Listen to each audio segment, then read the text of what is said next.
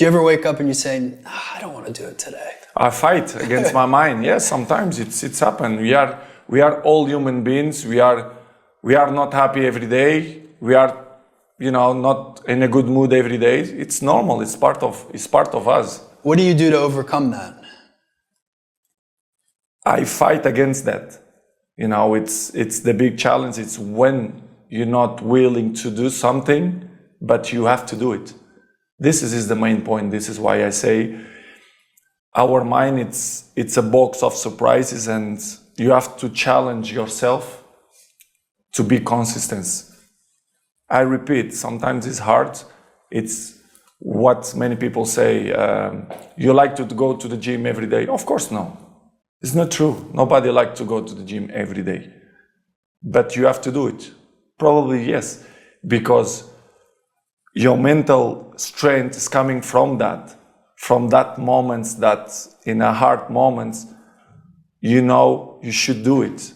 So, and I do it because after that, maybe in the beginning you feel hard to start, but after when you finish the gym or cold plunge or even the training, you will feel better. It's not easy. It can be tremendously difficult. It's easier to quit. It's easier to succumb.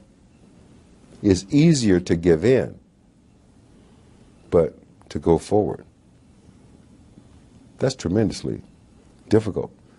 You have to be bold to do that, to say, no, this is not where I'm going to be. I often think of another person. This woman and I are the same exact age, same zodiac sign, went to the same elementary school, and lived a half a block away from each other in my hometown, Milwaukee, Wisconsin. There was nothing in our environment that said I was going to go on to become Chris Gardner and she was going to go on to become Oprah Winfrey. There was nothing there. We chose. And there are a lot of people in this world who have also chosen. That's one of the things I've learned, this part of the journey in life. So many of us have chosen. And one of the most important things that we have chosen is to break these various cycles. Cycles like links in a chain. We've chosen to break these cycles. We've chosen that, you know what?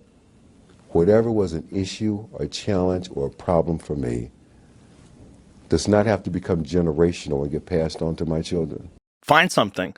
Find a thing that you genuinely enjoy, because getting good at things you genuinely enjoy is extremely beneficial for young people, because it lets you know that, everybody thinks they're a loser. Every young person thinks they're a loser. At least a young person in the situation I was at. I didn't know I wasn't a loser until I started winning, until I started doing martial arts. Martial arts taught me that I could get better at stuff, that I wasn't really a loser. I just was someone who was in a fucked up situation. But you could channel all that energy that you have as a young person into something and get better at it. And then all of a sudden people admired me. I was like, this is crazy. So I went from being someone who was incredibly insecure and basically a failure to someone who was really successful at this one thing that was very dangerous, that other people were scared of.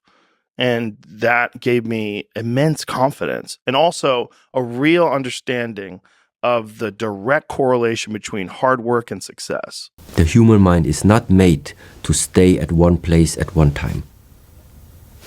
The commitment knows it. That's why we give it.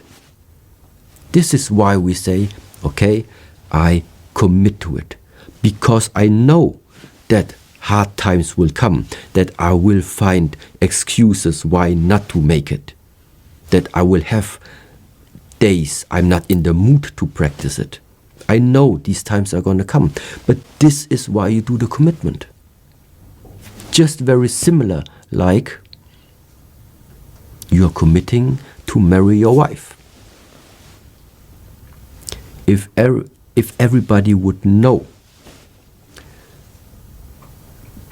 no, let's say differently. I think everybody knows that a marriage, a partnership, is not just about upsides. It's about the wave of up and down.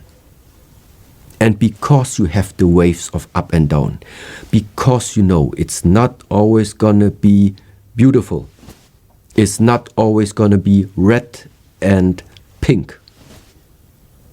That's why you give a commitment. That no matter what, there is something bigger than the small issues that sometimes pop up in the partnership. Your life isn't margaritas on a beach in Jamaica. That happens now and then.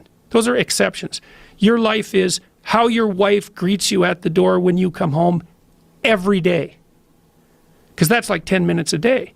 Your life is how you treat each other over the breakfast table. Because that's an hour and a half or an hour every single day.